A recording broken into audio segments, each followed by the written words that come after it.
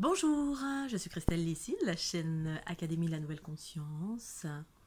Je vais vous parler aujourd'hui de la fleur de l'unité et des sources mères. Les sources mères. Si cette vidéo vous plaît, pensez au petit pouce bleu. Vous pouvez également retrouver tous mes livres, tous mes soins en ligne à distance sur fleurdelunité.jimdo.com et également tous mes livres numériques et en brochet sur Amazon. Vous avez d'ores et déjà maintenant pour les fêtes, si ça vous parle, la possibilité de pouvoir faire un don via un lien PayPal que vous trouverez en dessous de la vidéo. Si vous êtes content, et bien que ces vidéos existent afin de renforcer et m'encourager à continuer. Ou me remercier tout simplement pour l'existence de ces vidéos. Alors, les sources mères, un petit accent aujourd'hui sur la fleur de l'unité et la notion des sources mères. Alors, je voulais parler de ceci, j'en ai déjà parlé à plusieurs reprises. C'est vraiment les informations qui ont surgi en moi avant ou après mon tour du monde. La notion des sources mères, qui d'ailleurs m'ont surpris moi en totalité. En fait, je savais absolument pas à quoi ça faisait référence, que c'était. À l'époque, j'étais dans une dynamique de la source. Je cherchais la source en moi, la source en toute chose, comme étant l'origine de toute chose.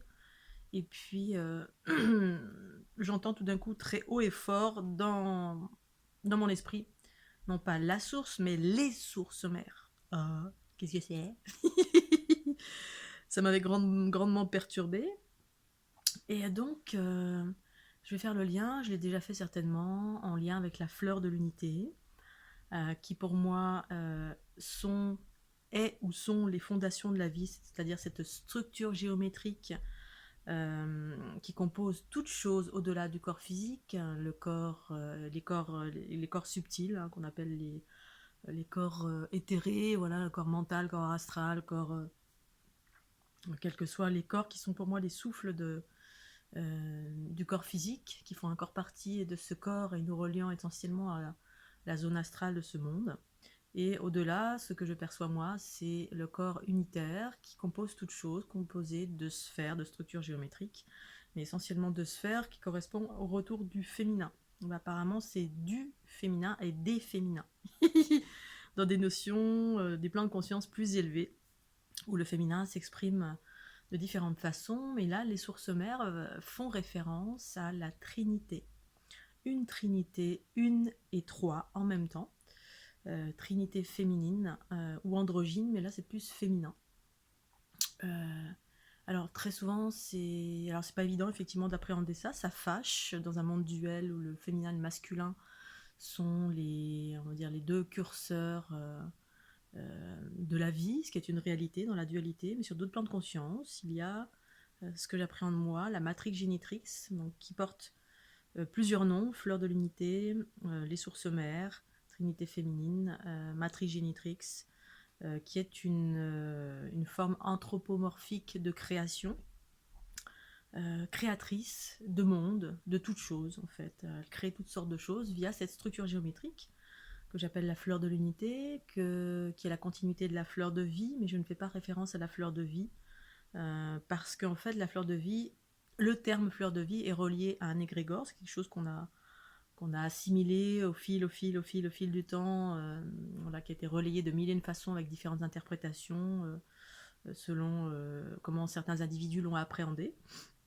Et qui, moi, à partir de ma conscience, eh bien, j'ai découvert des anomalies dans cette fleur de vie, celle qui est la plus relayée en fait.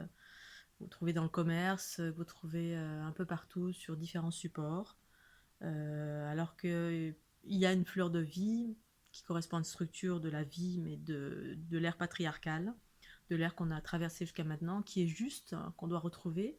Et j'explique, j'ai fait des vidéos à ce sujet-là. Voilà. Une fois qu'on a retrouvé cet équilibre, cet enfermement dans cette structure qui, pourtant, au demeurant, est très puissante, hein, mais la puissance du patriarcat, et non pas de l'équilibre des polarités, l'androgyna, qui amène ensuite à autre chose, ces sources mères, qui est une nouvelle compréhension, en tout cas la mienne, qui retrace une trinité féminine à l'origine de l'humanité, comme étant des créatrices de monde, Alors cette trinité a été exprimée dans des corps, c'est-à-dire des trois êtres, trois femmes qui, en étant ensemble, généraient des choses complètement extraordinaires. Donc on peut retrouver au fil du temps, notamment Alat, Uzza et Menat dans cette triade à l'origine de la culture musulmane, qui a été complètement occultée. Et puis en d'autres temps, en d'autres lieux, on peut retrouver ces trinités féminines qui, si on remonte sur d'autres plans de conscience, correspond à la fleur de l'unité, une structure géométrique créatrice de la vie harmonieuse. Parce que c'est le principe féminin qui dirige, et le principe féminin, c'est la conscience, c'est l'origine de toute chose, qui permet de créer la vie. Sans cela, rien n'existerait. C'est la conscience qui crée. Cette conscience, c'est féminine parce qu'elle est pure connaissance universelle, amour, compassion, enfin bref, tous les trucs sympas qu'on cherche, c'est le principe féminin. Et sur d'autres plans de conscience, c'est bien, ça s'exprime via cette géométrie qui est en nous, mais via une trinité, ce que j'appelle aussi la génétique de lumière, c'est les matrix génétrix, génétique de la lumière, la génétique mère, les génétiques mères. J'ai déjà fait des articles à ce sujet, comment ça s'exprime, matrix génétrix, les mères qui grâce aux gènes de la mère, on peut créer la vie harmonieuse.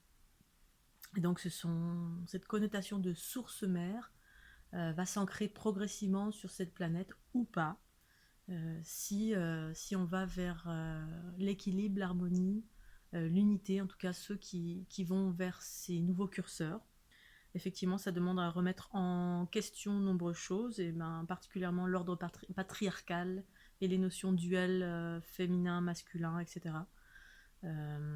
Parce que la création, la créatrice s'exprime différemment sur plein de plans de conscience différents, et effectivement, pour un être humain lambda, on a des habitudes, on a des curseurs, et d'en sortir, c'est un peu compliqué parce qu'on s'accroche, hormis si on le vit dans son corps, en soi, dans sa conscience, dans un mode ouverture. Voilà, donc ces matrix génétriques sont en lien également avec les êtres bleus, qui sont des créations de ces matrix génétriques, qui sont des êtres synthétiques, spécialistes de la géométrie, parce que étant eux-mêmes créés de géométrie, parce que toute chose est créée à base de géométrie, mais eux, ils en ont conscience. C'est pour ça que ce sont des spécialistes de la géométrie, ils sont pleinement conscients, ils sont des créateurs, ils sont des êtres créés par Matrix Génétrix, mais en étant également Matrix Génétrix, comme je le suis moi-même, comme nombreuses personnes vont se rendre compte, étant nous-mêmes cela, et en cela retrouver sa souveraineté harmonieuse en soi progressivement. Voilà, je vous remercie de votre écoute, je vous dis à très bientôt sur la chaîne Académie de la Nouvelle Conscience. Pensez au petit pouce bleu, merci, bye bye.